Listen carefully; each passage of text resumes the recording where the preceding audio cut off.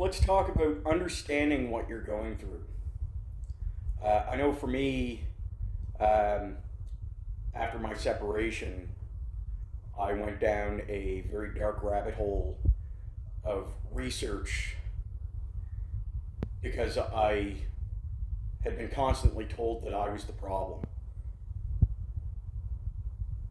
But I'd never get any insight about what I was doing to create the problem so that I could fix the problem. And while I was Googling personality disorders and characteristics of different types of mental disorders uh, and personalities, I wasn't really coming up with a whole lot. Uh, I type in some of the more toxic traits that I know I have, and I'd get things like, oh, this, a person with that characteristic is just stubborn, stuff like that. And then I got a hunch. Well, what if I don't look up my characteristics and my personality traits? What if I look up hers?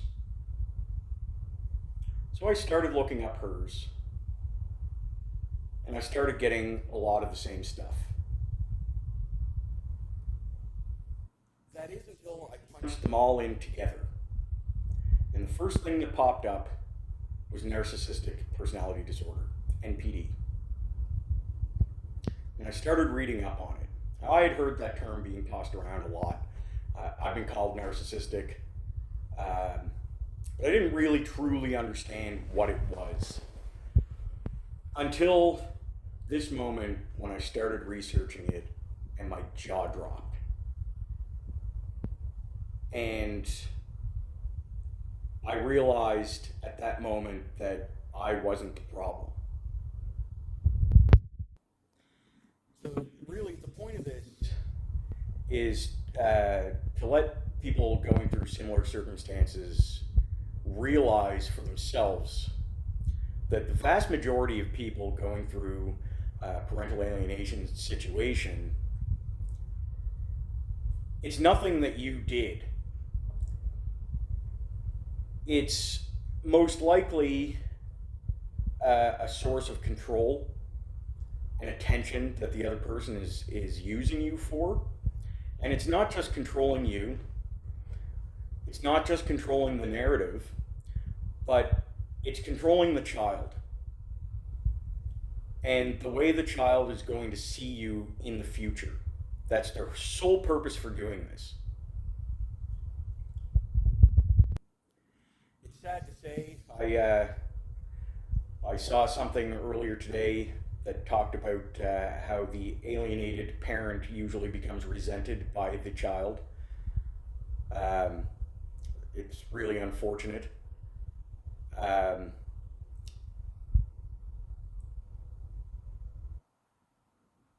But if we can bring enough attention around this topic and get it out there, that could change.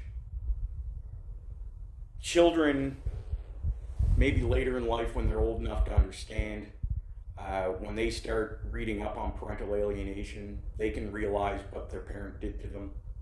And, your catch-22 at that point, then they're just going to resent the other parent, which really might be good for the other parent, but that's still detrimental to the child. It doesn't matter how it goes, which way it goes. A child deserves both parents and deserves both parents to love them equally. And if they resent a parent because they believe the lies that their other parent told them, that's bad enough. But then on the flip side, when they realize that the other parent has been lying to them, they're going to resent that parent. And it's a lose-lose situation. There is no winning here.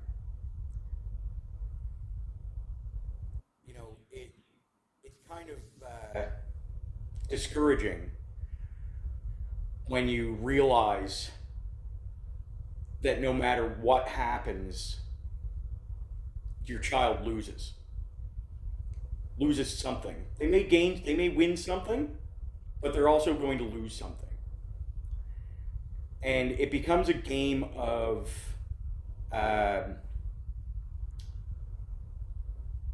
which negative impact is going to be the better option.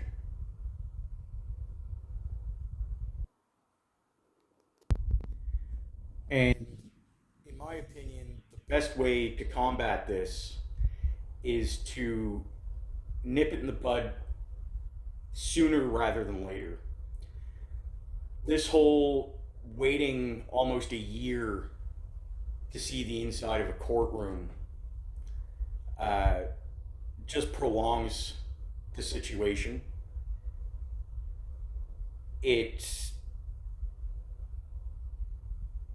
And then seeing a judge isn't necessarily going to change anything right away. It could take, I'm sure many of you know, it could take years.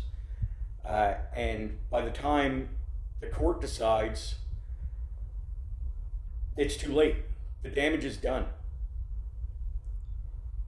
One thing you can't get back is time. You can't get back the time you lost with your child or that your child lost with their parent.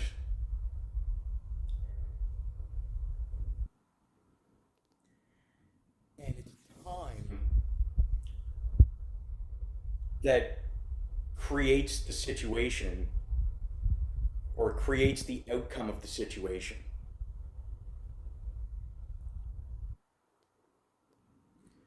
So what's the best way to get this injustice fixed faster, to create the least amount of stress in a child's life? It's shared parenting, automatic, immediately. Instead of focusing on child support before the case is even heard, the first thing a judge should be doing or a court officer should be doing is looking at the parenting situation and determining whether or not shared parenting is possible, and if it is, then it should be ordered immediately.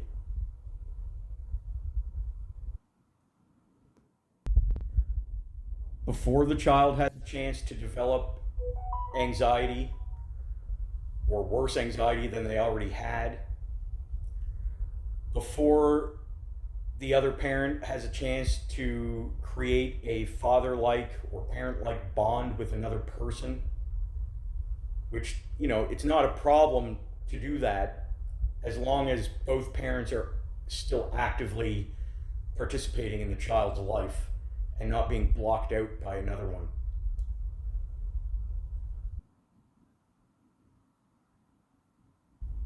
This is stuff that really needs to be brought to the attention of our family court system,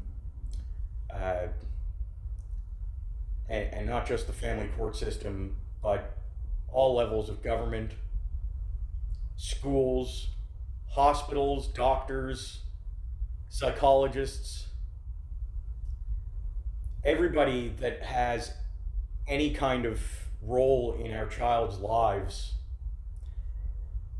needs to be made aware of what's going on in order to solve this problem. Anyway, that was my thought for today. Hopefully everybody's having a great day. I know it's nice and sunny here, and I'm going to go out and enjoy it.